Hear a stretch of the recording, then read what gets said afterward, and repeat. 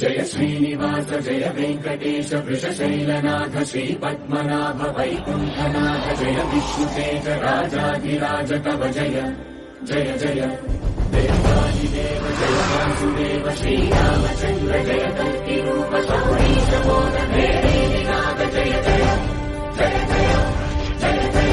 ఈరోజు మనం ఈ వీడియోలో ట్రేడ్ లైసెన్స్ అంటే ఏంటిది, ఇది ఎలా మనం తీసుకోవాలి, ఇది తీసుకోవడం వల్ల మనకు కలిగే ఉపయోగాలు దాని పూర్తిలో మనం ఈరోజు వీడియోలో తెలుసుకుందాం. ముఖ్యంగా మనం ఒక బిజినెస్ స్టార్ట్ చేయాలంటే కంపల్సరీ మనం ఒక షాప్ కానీ రెంట్ తీసుకుంటాము, లేదా ఇంటి నుంచే మనం బిజినెస్ స్టార్ట్ చేస్తాము. లోకల్ డిపార్ట్మెంట్ నుంచి మనం పర్మిషన్ తీసుకోవాలంటే అది వచ్చేసి మున్సిపల్ లైసెన్స్.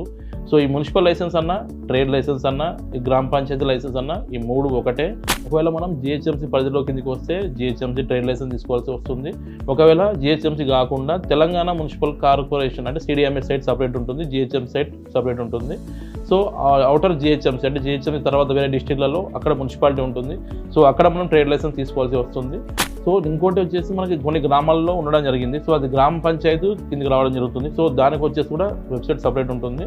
సో దాంట్లో వచ్చేసి మనం ఈ ట్రేడ్ లైసెన్సు, ఈ మున్సిపల్ లైసెన్స్ అనేది తీసుకోవడం జరుగుతుంది. ముఖ్యంగా ఈ ట్రేడ్ లైసెన్స్ గవర్నమెంట్ చలన ఎలా ఉంటుందంటే, ఒక షాప్ సైజు అంటే మనం ఏదైతే షాప్ రెంట్ తీసుకుంటామో ఆ షాప్ యొక్క స్క్వేర్ ఫీట్ని బట్టి గవర్నమెంట్ చలన ఆధారపడి ఉంటుంది.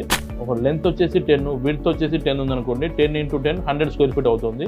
ఇంటూ మళ్ళీ అది ఏ రోడ్కి అయితే ఉంటుందో ఆ షాపు ఏదైతే షాప్ ముంగట రోడ్ ఏదైతే ఉంటుందో అది వచ్చేసి 20 ఫీట్లో ఉందా, 30 ఫీట్లో ఉందా, 40 ఫీట్ రోడ్కు ఉందా, 60 ఫీట్ రోడ్కు ఉందా. సో 3 రూపీస్ కావచ్చు, 4 రూపీస్ కావచ్చు, 6 రూపీస్ కావచ్చు, సో 9 రూపీస్ ఇట్లా గవర్నమెంట్ చలన మున్సిపల్ వైజ్గా కానీ, జిహెచ్ఎంసీ పరిధిలో కానీ, గ్రామ పంచాయతీ వైజ్లో కానీ ఇట్లా గవర్నమెంట్ చలన ప్రైస్ అనేది మారుతూ ఉంటుంది. సో ఇట్లా గవర్నమెంట్ చలన మనం పే చేసుకోవాల్సి ఉంటుంది.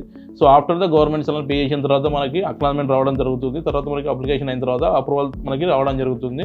కొంతమంది ఏం చేస్తున్నారంటే, సో నేచర్ ఆఫ్ బిజినెస్ ఏంటిది, స్క్వేర్ ఫీట్ కరెక్ట్గా తెలియక రాంగ్గా గవర్నమెంట్ చలనలు కట్టి రాంగ్గా ట్రేడ్ లైసెన్స్ కేటగిరీ పెట్టుకొని అప్లికేషన్ వచ్చేసి రాంగ్గా ఫిల్అప్ చేయడం వల్ల డిపార్ట్మెంట్ నుంచి వెరిఫికేషన్ అయినాక టోటల్ ఫైల్ అనేది రిజెక్ట్ అవ్వడం జరుగుతుంది. డిపార్ట్మెంట్ నుంచి గవర్నమెంట్ చలన పెనాల్టీ కూడా ఇవ్వడం జరుగుతుంది. సో అందరూ ఇది గమనించాలి. ప్రాపర్ డాక్యుమెంటేషన్ తోటి ప్రాపర్ నాలెడ్జ్ ఉన్న పర్సన్కే మనం ట్రేడ్ లైసెన్స్ అప్లికేషన్ ఇస్తేనే అది అప్రూవల్ కావడానికి ఛాన్స్ ఉంటుంది. మన ఫ్యూచర్లో మనకి ప్రాబ్లం కాకుండా ఉంటుంది.